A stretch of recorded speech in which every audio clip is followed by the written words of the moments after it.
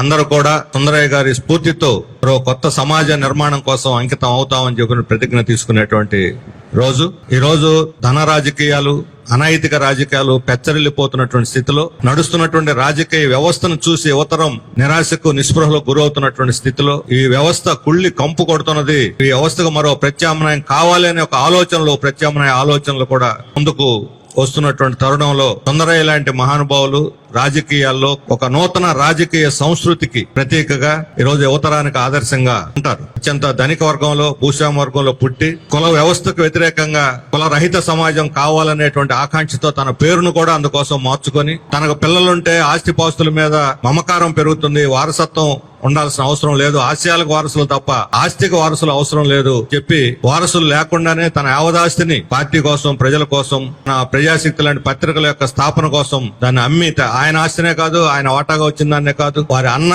దగ్గర కూడా అప్పు చేసి, కుటుంబం నుంచి కూడా అప్పు తీసుకొని పార్టీకి ఆ రోజు ఉద్యమాన్ని నిర్మాణానికి ఖర్చు పెట్టారు. అందువల్లనే దక్షిణ భారతదేశం మొత్తంలో కూడా పార్టీ విస్తరణకు ఆ రోజు ఆయన నడుం కట్టి పనిచేశారు. కేరళతో సహా అనేక రాష్ట్రాల్లో బలమైనటువంటి కమ్యూనిస్టు ఉద్యమం ఈ రోజు కూడా ఉందనంటే ఆ రోజు సుందరయ్య గారు నాటినటువంటి బీజమే ఈ రోజు పెద్ద వృక్షం కింద మారి కమ్యూనిస్టు ఉద్యమానికి ఆలంబనగా ఉంది. ఇలాంటి స్థితిలో ఈ కుళ్ళిపోయినటువంటి రాజకీయాలు, ధన రాజకీయాలు, అనైతిక రాజకీయాలకి వ్యతిరేకంగా యువతరాన్ని స్ఫూర్తినివ్వటంలో ఆయన బోధనలు, ఆయన కృషి, ఆయన ప్రత్యక్షంగా అనేక ప్రజా ఉద్యమాలు నడిపారు.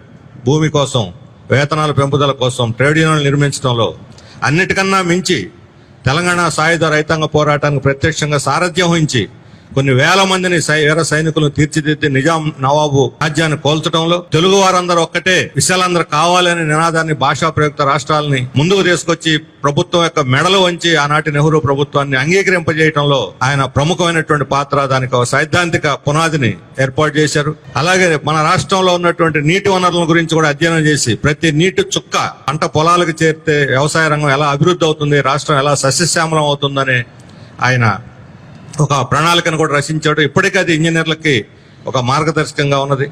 ఇప్పుడు పాలకులు చంద్రబాబు నాయుడు గారు పాలకులు విజన్ల గురించి మాట్లాడుతున్నారు. విజన్ 2020 అని, విజన్ 2047.